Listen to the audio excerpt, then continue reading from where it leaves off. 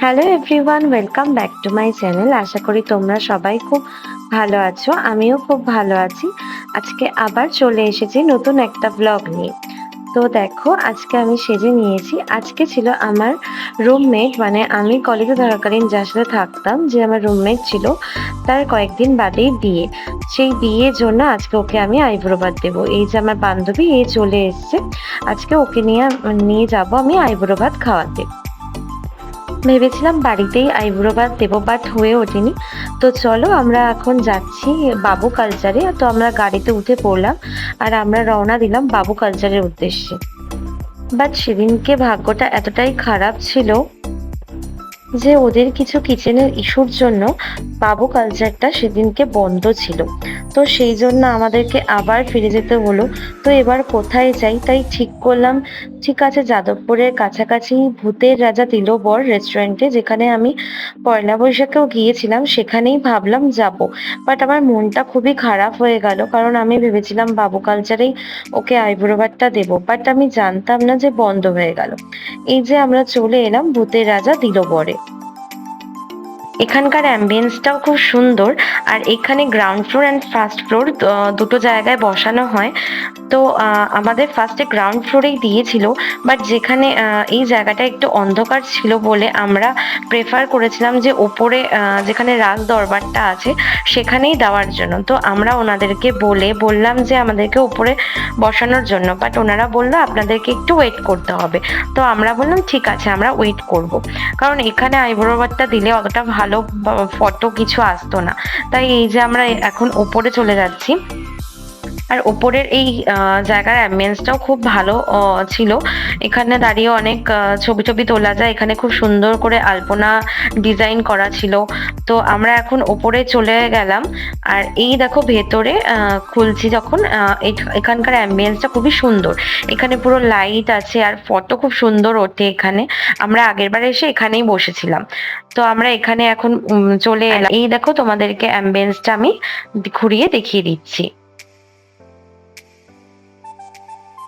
আর এই ছিল একটা, এরকম ঝাড়বাতিগুলো লাগানো ছিল যেগুলোর জন্য খুবই সুন্দর লাগছিল। আর লাইটিংটা খুবই ভালো ছিল এখানে, যে যার জন্য ছবিগুলোও খুব সুন্দর উঠছিল। আর আমরা যেহেতু আইব্রো ভাতের জন্য এসেছিলাম, তাই এখানে ওরা বিভিন্ন জিনিস দিয়ে সাজিয়ে দিয়েছিল, যেমন আইব্রো ভাতের জন্য বরণ ডালা, তারপর পায়েস, পাখা, প্রদীপ, চন্দন, ধান, শঙ্খ, ফুল, পায়েস দিয়েছিল, খুবই সুন্দর ছিল। আর শঙ্খ ছিল। এবার আমাকে বললো যে তুমি রিচুয়ালটা করে নাও, তাই জন্য এই যে ফুলের মালা এখানে পরিয়ে দিচ্ছি আমি। তো ফুলের মালা পরানোর পর, কোনোদিনও এরকম এক্সপিরিয়েন্স হয়নি, তাই আমি বুঝতে পারছিলাম না যে কি করে এরপরে কোনটার পর কি হবে।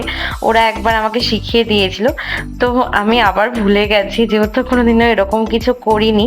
তো আমার বান্ধবী আমাকে পাশ থেকে বলে বলে দিচ্ছিল। তো এবার আমি চন্দন পরিয়ে নিচ্ছিলাম। তো তারপরে আমি ওকে ফুল দিয়ে একটু আশীর্বাদ করে দিচ্ছি। আর পাশ থেকে উনি শঙ্খ বাজাচ্ছিল, সেটা আমি মানে বাজছিলই না। তো আমার খুবই হাসি পাচ্ছিল, বাট ভালোও লাগছিল জিনিসটা করে। এবার প্রদীপ থেকে আমি একটু আগুনের তাপ ওকে দিয়ে দিচ্ছি। এরপর বরণ ডালা নিয়ে বরণ করে নিচ্ছি। আমার রিচুয়ালটা করতে ভালোই লাগছিল, এরকম ফার্স্ট টাইম একটা এক্সপিরিয়েন্স হলো। আর জুলাইতে ওর বিয়ে আছে। এইবার হচ্ছে আমি পায়েস খাইয়ে দেব।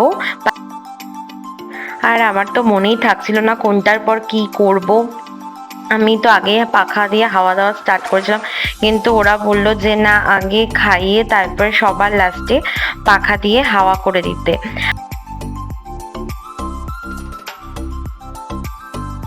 এবার জল খাইয়ে দিচ্ছি ওকে।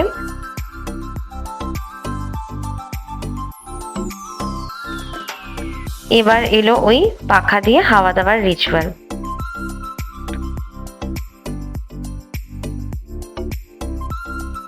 এবার খাওয়া দাওয়ার পর্ব চলে এসছে।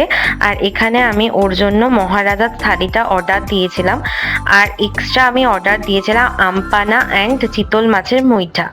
আর এই যে একটা সোনাটার ঘড়ি, যেটা আমি ওকে গিফট হিসেবে দিয়েছিলাম।